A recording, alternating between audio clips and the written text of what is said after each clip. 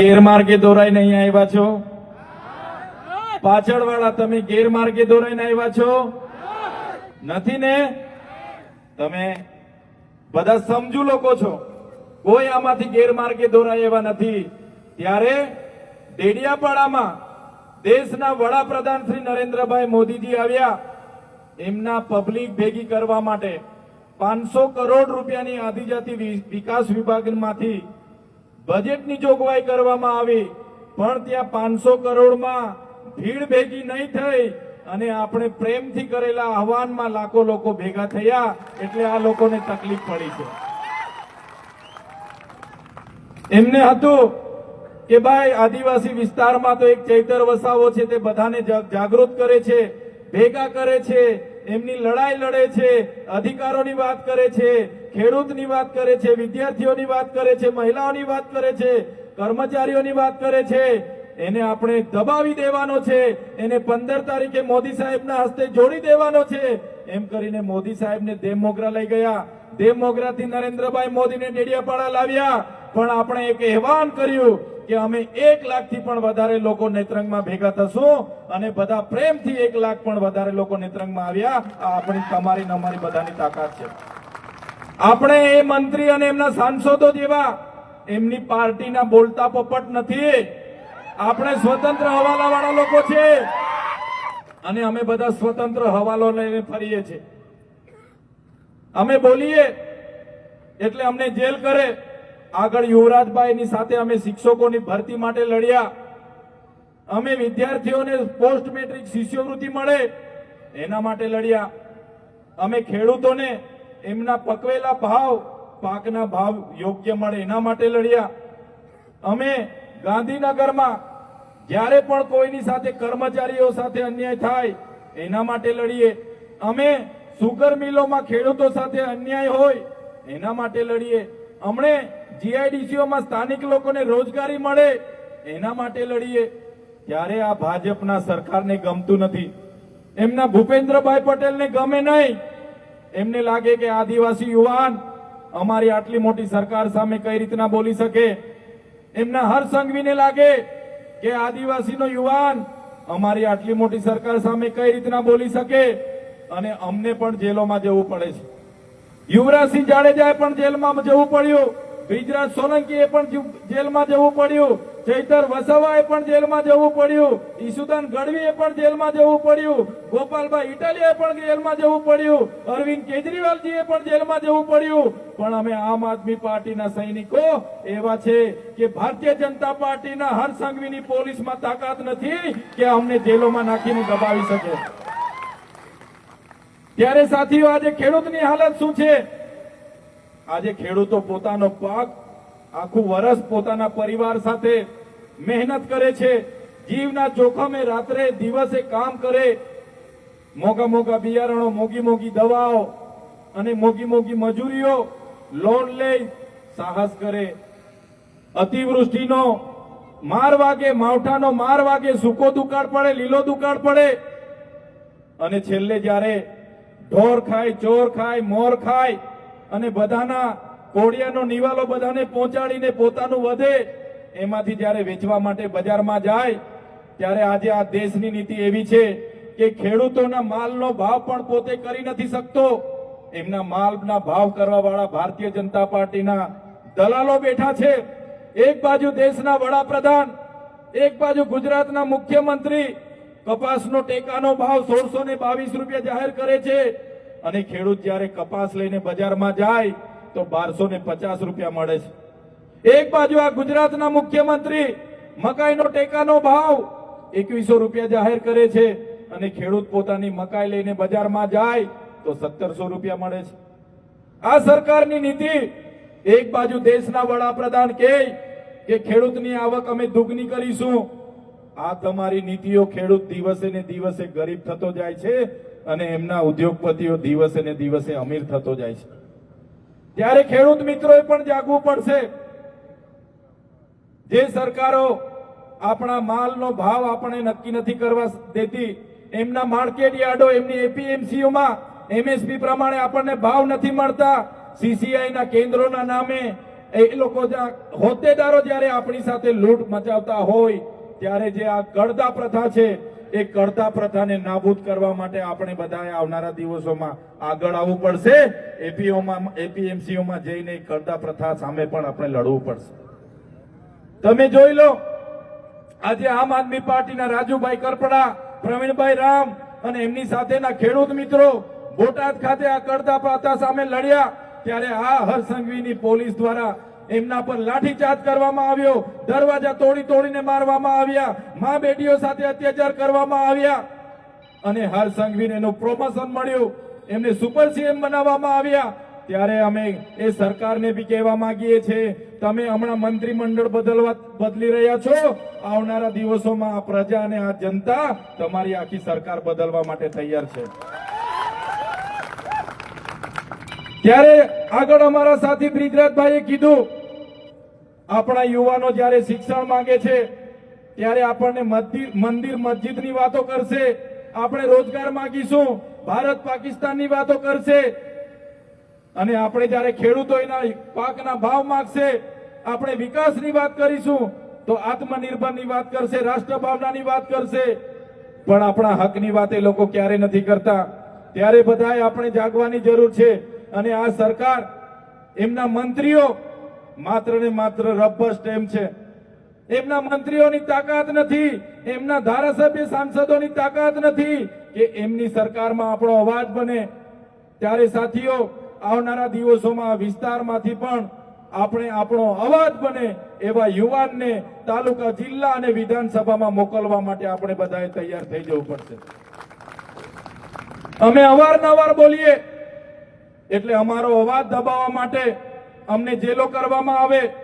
આગળ મને મારા પરિવાર સાથે 90 દિવસ સુધી જેલમાં રાખવામાં આવ્યો. હમણાં તમે જોયું હશે, એક સામાન્ય બાબતમાં આખું ષડયંત્ર ઉભું કર્યું અને ષડયંત્ર ઉભું કરીને મામલતદાર ટેબલ પર જામીન આપી દે એવી સામાન્ય ઘટનામાં મને વડોદરાની સેન્ટ્રલ જેલમાં રાખવામાં આવ્યો અને સેન્ટ્રલ જેલમાં રાખવામાં ત્યાં પણ એટલી વેદનાઓ, એટલી યાતનાઓ આપવામાં આવી કે તમે ભારતીય જનતા પાર્ટીમાં જોડાઈ જાઓ, તમને મંત્રી તંત્રી બનાવી દઈએ.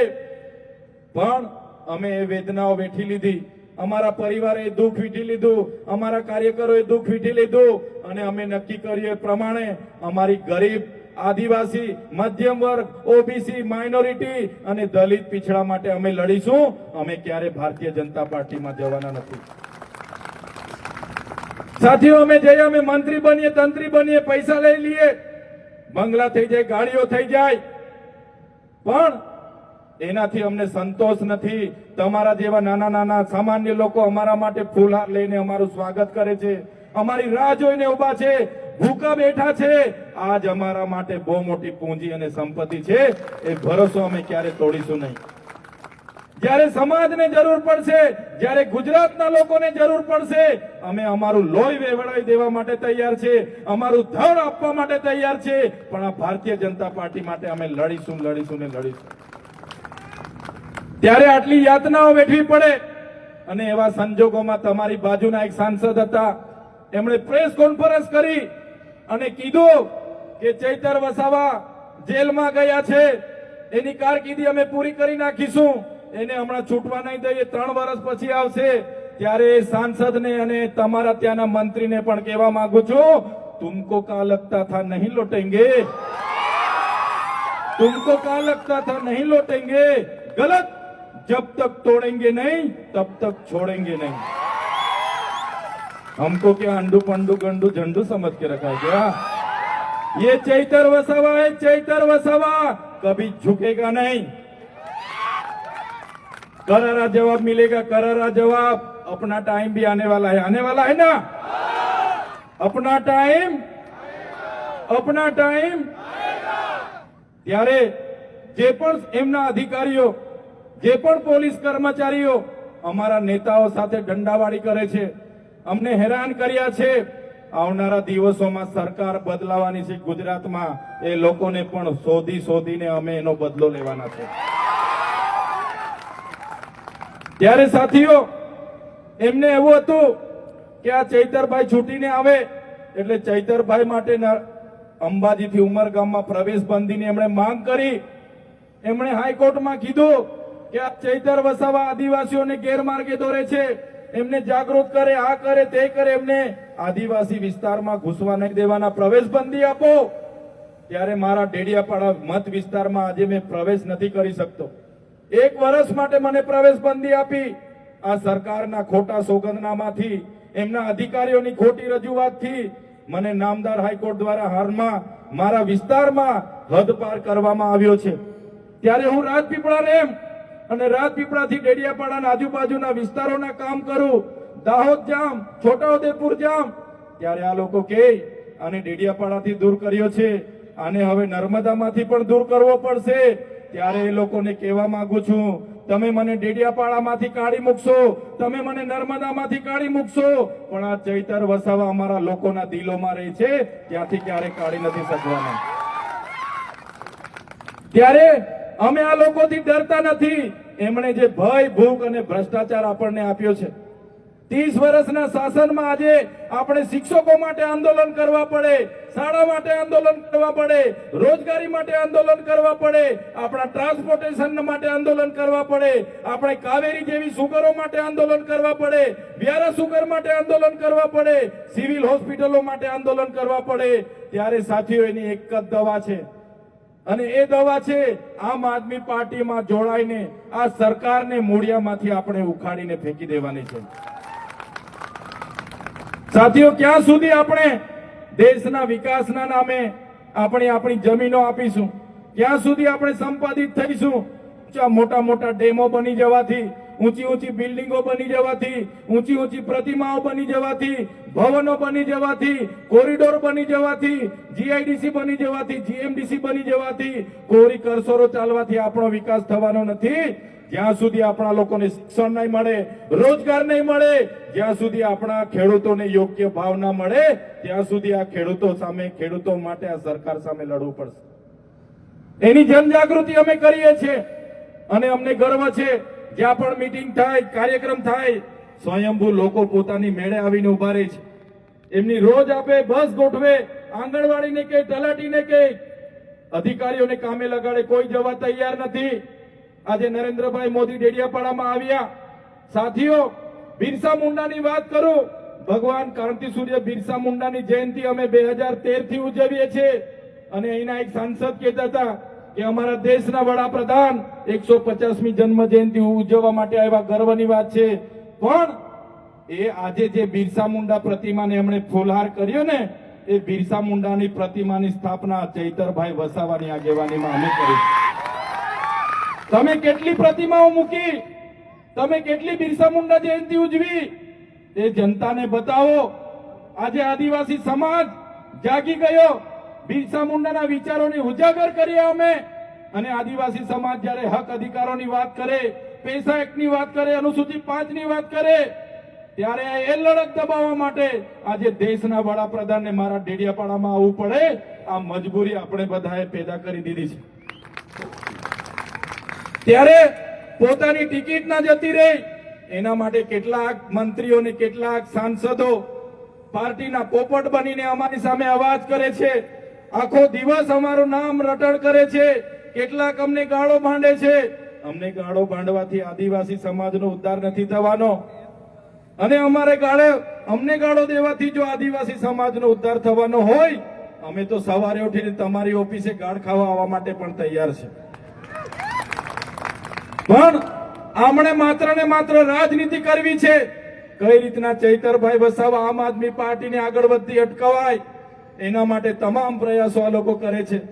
ત્યારે મારા સાથીઓ, તમને હું આહવાન કરું છું, આવનારી તાલુકા, જિલ્લા, નગરપાલિકાની ચૂંટણી છે.